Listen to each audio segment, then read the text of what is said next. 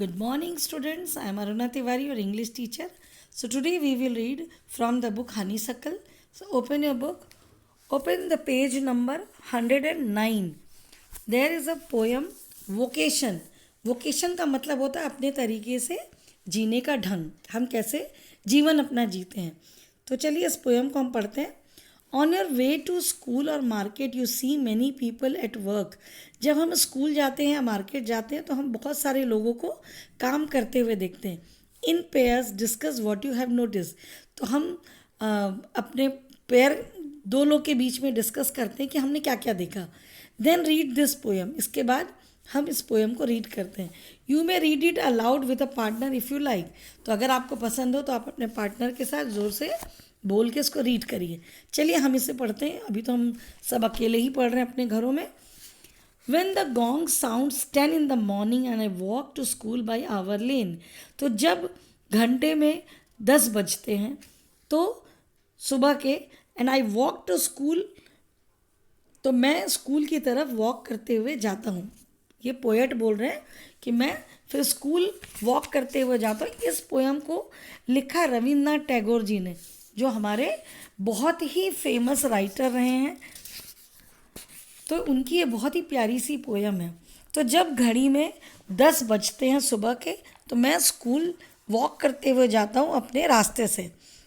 Every day I meet the hawker crying bangles crystal bangles. तो हर रोज़ मैं एक हॉकर जो कि बेचते हैं, घूम घूम के सामान बेचते हैं, तो उसकी आवाज़ सुनता हूँ. बैंगल्स मतलब चूड़ियाँ, शीशे की चूड़ियाँ, crystal bangles. There is nothing to hurry him on, there is no road he must take, no place he must go to, no time when he must come home. तो उसे कोई जल्दी नहीं है, कोई हरी नहीं है, ना ही उसके पास no road he must take, उसके पास ऐसा कोई सड़क नहीं जिससे वो ले, कहीं भी इधर उधर जाते हैं वो. No place he must go to, कोई ऐसी जगह नहीं है जहाँ वो जाना चाहिए उन्हें. No time when he must come home, कोई उनका एक टाइम नहीं है जबकि वो घर वापस आते हैं. I wish I were a hawker spending my day in the road crying bangles crystal bangles.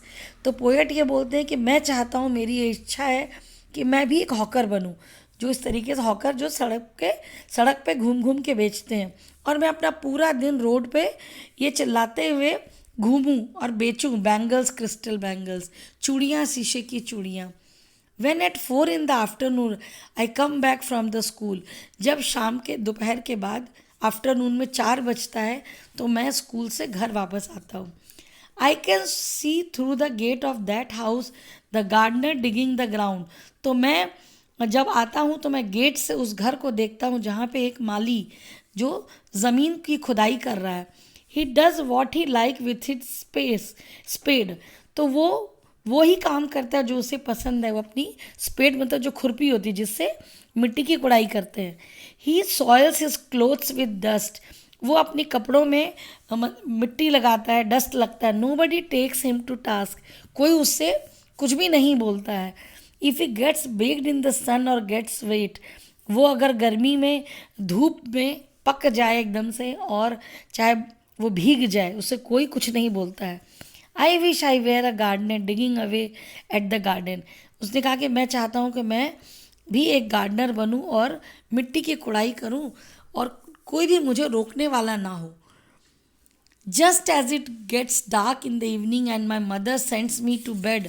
जब ये रात हो और मेरी माँ, जब रात में मेरी मम्मी मुझे बिस्तर पे भेजे सोने के लिए, आई can see through my open window the watchman walking up and down. तब मैं खिड़की के बाहर देखूं वॉचमैन को जो कि रास्ते में आ रहा और जा रहा है. The lane is dark and lonely and the street lamp stands like a giant with one red I in the head. तो जो रास्ता है, वो जो हमारी गली जो हमारी है वो बिल्कुल अंधेरी है और खाली है. और स्ट्रीट जो है उस पर सड़क पे जो लैंप लगा हुआ है, लाइट्स जो लगी है, वो बस सिर्फ जल रही है अपने रेड आई की तरह जो कि उसके सर पे लगी हुई है, पोल पे. The watchman swings his lantern and walks with his shadow at his side. तो जो वॉचमैन है वो लालटेन लेके रोड पे चल रहा है और उसकी जो परछाई है वो उसके बगल में चल रही है। And never once goes to bed in his life, जो कि वो कभी भी रात में अपने बिस्तर पे नहीं जाता है सोने के लिए। I wish I were a watchman walking the street all night, तो मैं चाहता हूँ कि मैं वॉचमैन बनूँ और पूरे रात सड़क पे घूमता रहूँ। Chasing the shadow with my लालटेन, और अपनी परछाई का पीछा करता रहूँ हाथ में लालटेन लेके। So it's such a beautiful poem.